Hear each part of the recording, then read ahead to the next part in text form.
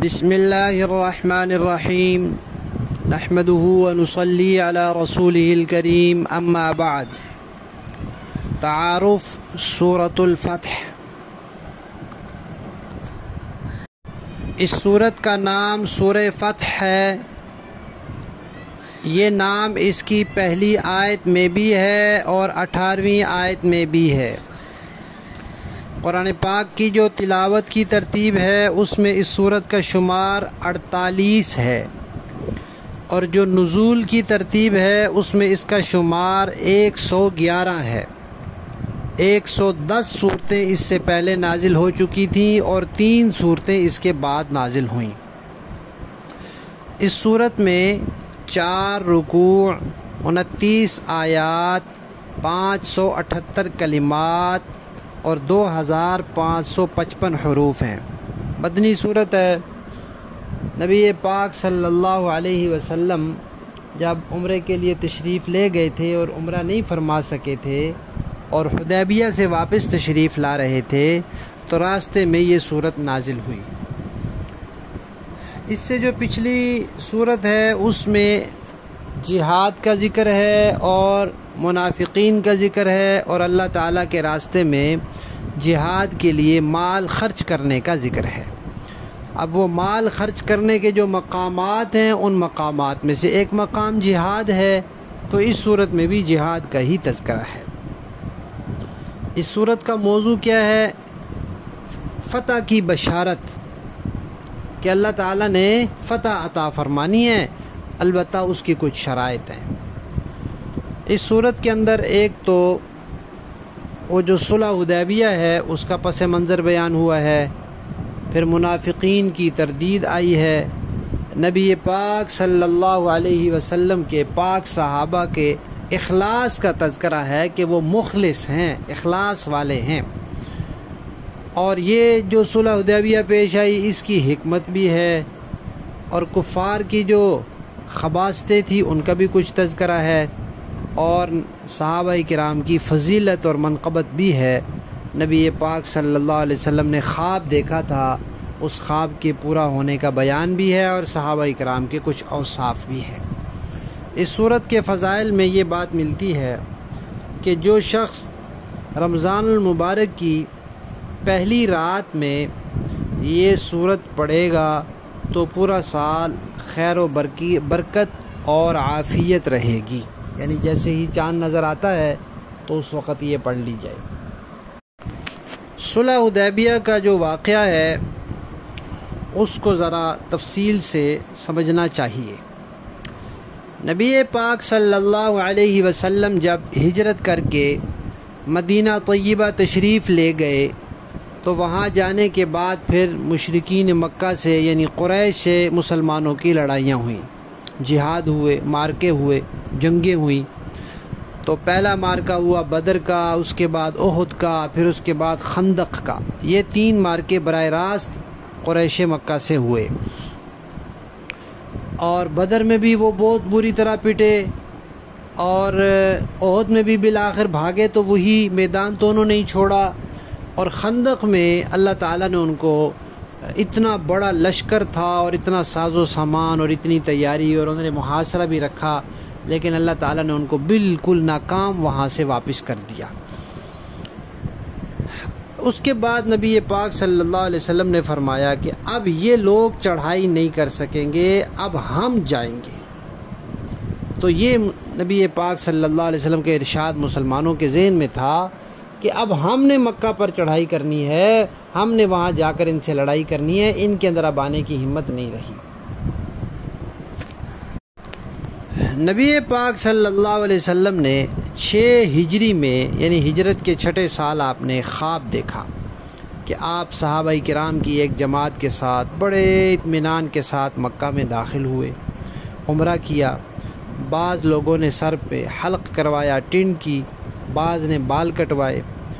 آپ صلی اللہ علیہ وسلم نے یہ خواب صحابہ کو سنایا۔ اب صحابہ کرام، بہت سے صحابہ تو مکہ کے رہنے والے تھے، مہاجر تھے، وہاں سے یہاں آ کے تھے، ہجرت کر لی تھی، اب ان کو مکہ یاد آتا تھا، اور 6 سال سے مکہ جا نہیں سکے تھے، تو ان کے دل میں شوق پیدا ہو گیا اور وہ بڑھ گیا۔ شوق تو تھا ہی، وہ تازہ ہو گیا۔ اب وہ عمرے کے سفر کے لیے تیار ہو گئے کہ نبی کا خواب بھی وحی ہوتا ہے، اب حضور نے خواب دیکھا ہے تو انشاءاللہ ہم جائیں گے عمرے کے لیے۔ اب وہ تیار ہو گئے۔ اب خواب میں کوئی وقت نہیں بتایا تھا، کوئی سال مہینہ وغیرہ نہیں بتایا ہوا تھا۔ صحابہ کرام نے اپنے ارادے میں تیاری کر لی۔ دوسرا ادھر ان کے دل میں یہ بھی تھا کہ اب کفار مکہ نے ہمارے اوپر حملہ نہیں کرنا، لیکن ہم نے کرنا ہے۔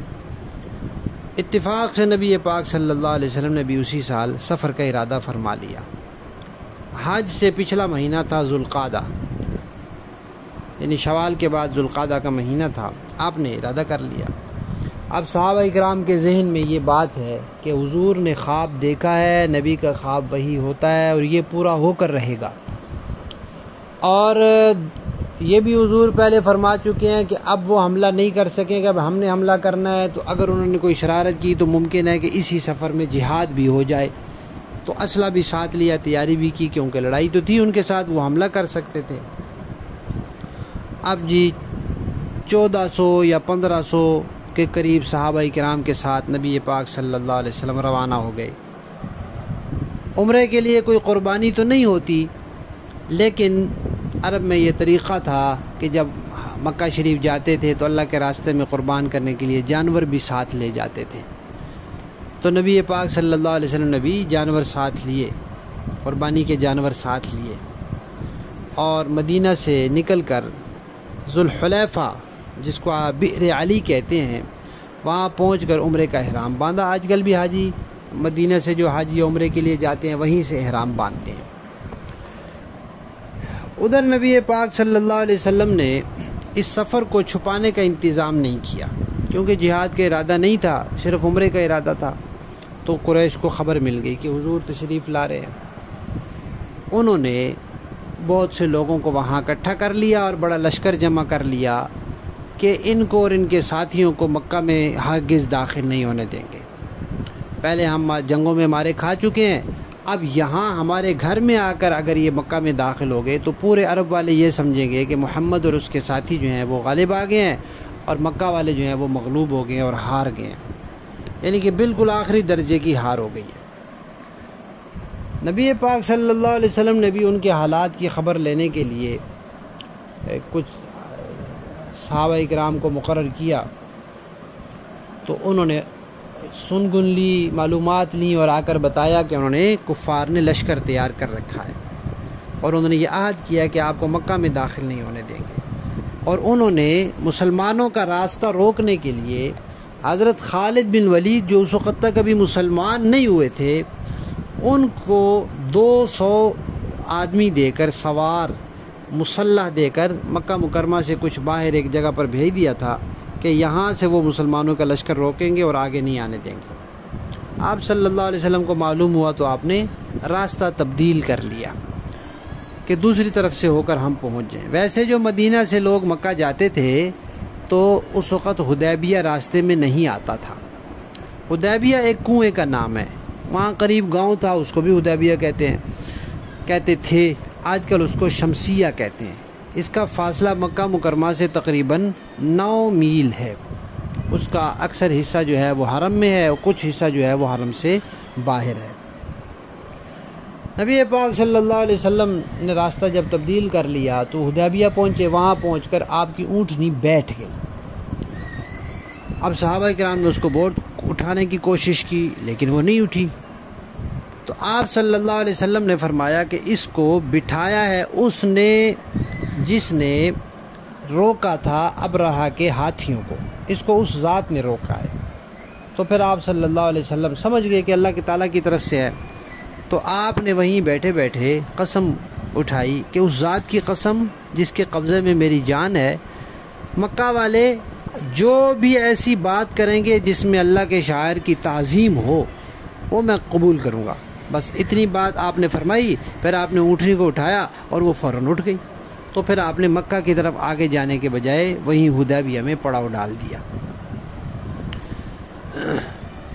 وہاں نبی پاک صلی اللہ علیہ وسلم کچھ وقت گزارا، آپ نے وہاں کچھ دن گزارے۔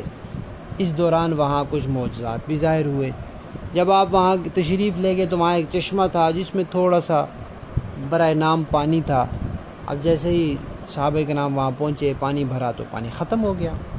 تو آپ صلی اللہ علیہ وسلم کو اطلاع ہوئی تو آپ نے اپنا ایک تیر دیا کہ یہ اس میں گاڑ دو. انہوں نے وہاں جا کے تیر اس میں لگایا تو وہ چشمہ جو ہے ابل پڑا اور کنواں پانی سے بھر گیا.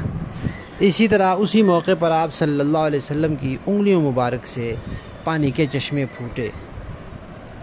وہاں سے آپ نے ایک صحابی تھے ان کو مکہ والوں کے پاس بھیجا کہ آپ جا کر ان سے کہیں کہ ہم صرف عمرہ کرنے آئے ہیں. اب وہ جیسے ہی گئے اونٹ پر، 9 میل کا فاصلہ تھا تو اونٹ پر گئے. اب آگے قریشیوں نے فٹافٹ ان کو پکڑا اور ان کا اونٹ ذبح کر دیا. وہ بڑی مشکل سے بیچارے اپنی جان بچا کر واپس آئے. پھر نبی پاک صلی اللہ علیہ وسلم نے حضرت عمر کو کہا کہ آپ جائیں. انہوں نے کہا یا رسول اللہ میں سخت مزاج آدمی ہوں، ان کی میرے ساتھ جو دشمنی ہے وہ بھی آپ کو معلوم ہے، تو وہ کوئی بات کریں گے مجھ سے تو برداشت نہیں ہوگی، تو میں کوئی اقدام کر لوں گا تو معاملہ خراب نہ ہو جائے، تو آپ ایسے کریں حضرت عثمان کو بھیج دیں. تو نبی پاک صلی اللہ علیہ وسلم نے حضرت عثمان کو بھیجا. حضرت عثمان گئے اور یہ بھی فرمایا کہ مکہ میں جو کمزور مسلمان ہیں ان کو بھی تسلی دینی ہے کہ انشاءاللہ یہ دن اب ختم ہو جائیں گے اور مشکل کا وقت ختم ہو جائے گا اور اللہ تعالیٰ آسانی فرما دیں گے.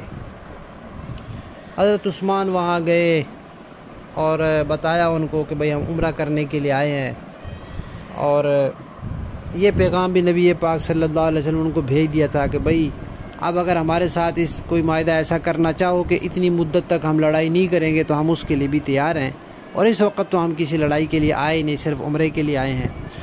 اور بیت اللہ جو ہے یہ سارے اہل عرب کی عبادت گاہ ہے اور سب کی مشترکہ عبادت گاہ ہے، اور وہاں سے تو کسی کو نہیں روکا جاتا تھا، اپنے دشمنوں کو بھی نہیں روکتے تھے، حج عمرہ کرنے سے نہیں روکتے تھے. لیکن یہ واحد موقع ایسا تھا کہ رسول اللہ صلی اللہ علیہ وسلم کو انہوں نے روک دیا. اب یہ ساری باتیں ان کو بتائیں لیکن وہ اس بات پر راضی نہیں ہوئے کہ مسلمان مکہ میں آئیں. کیوں؟ ان کو یہ خطرہ تھا کہ دنیا یہ سمجھے گی کہ قریش والے جو ہیں وہ مغلوب ہو گئے ہیں اور مسلمان غالب آ گئے تو ہماری ناک نیچی ہو جائے گی. حضرت عثمان جو ہیں وہ ان کو البتہ مکہ والوں نے کہا کہ آپ طواف کر لیں. تو حضرت عثمان نے کہا کہ یہ تو نہیں ہو سکتا کہ رسول اللہ کے بغیر میں کیسے کر لوں طواف. وہ قریش مکہ کو قائل کرنے کی کوشش کرتے رہے، وہ نہیں مان رہے تھے. اس دوران ایسے ہوا کہ مکہ والوں نے یہ شرارت کی کہ 50 آدمی بھیجے کہ وہ وہاں جائیں اور نبی پاک صلی اللہ علیہ وسلم کے قریب قریب رہیں اور موقع ملنے پر نعوذ باللہ شہید کر دیں. یہ وہاں پہنچے تو نبی پاک صلی اللہ علیہ وسلم کے محافظ تھے حضرت محمد بن مسلمہ رضی اللہ تعالیٰ، انہوں نے پکڑ لیا، ان کو گرفتار کر کے قیدی بنا کے حضور کے پاس پیش کر دیا. ادھر مکہ والوں کو اطلاع مل گئی، انہوں نے حضرت عثمان کو پکڑ لیا اور مشہور کر دیا کہ وہ شہید ہو گئے. جب آپ صلی اللہ علیہ وسلم کو یہ اطلاع پہنچی، افواہ تھی یہ پہنچی کہ عثمان شہید ہو گئے ہیں، تو آپ بہت پریشان ہوئے اور آپ نے ایک کیکر کے درخت کے نیچے صحابہ کرام کو جمع کیا اور ان سے کہا کہ حضرت عثمان کے خون کا قصاص لیں گے، بدلہ لیں گے اور ہم جہاد کریں گے. اور صحابہ کرام نے جہاد کی بیعت کی اور موت کی بیعت کی. ان کے ذہن میں پہلے سے ہی تھا کہ حضور نے فرمایا ہوا ہے کہ بھئی اب یہ نہیں حملہ کریں گے، اب ہم حملہ کریں گے. اور وہاں سے نکلتے ہوئے بھی خدشہ تھا کہ بھئی ہو سکتا ہے لڑائی کی نوبت آ جائے، تو کچھ اسلحہ بھی لے کر آئے تھے. اور یہ بھی تھا کہ بھئی حضور نے خواب دیکھا ہوا ہے کہ بھئی ہم نے عمرہ کرنا ہی کرنا ہے، یہ تو پکی بات ہے. تو وہ جناب صحابہ کرام جذبہ جہاد سے سرشار، موت کی بیعت انہوں نے کی. کئی صحابہ نے بار بار بیعت کی. حضرت عثمان نہیں تھے، نبی پاک صلی اللہ علیہ وسلم نے اپنے ایک ہاتھ کو حضرت عثمان کا ہاتھ قرار دے کے ان کو بھی اس بیعت میں شامل فرمایا کہ یہ عثمان کی طرف سے بیعت ہو گئی. اب جب پتہ چلا نا مکے والوں کو تو ان کے تو طوطے اڑ گئے اور ان ڈر گئے. پھر کیا ہوا باقی حصہ ہم دوسری ریکارڈنگ میں بھیجیں گے انشاءاللہ تاکہ دورانیہ زیادہ نہ ہو جائے. یہ جو تعارف ہے سورہ فتح کا، اس کا پہلا حصہ مکمل ہوا.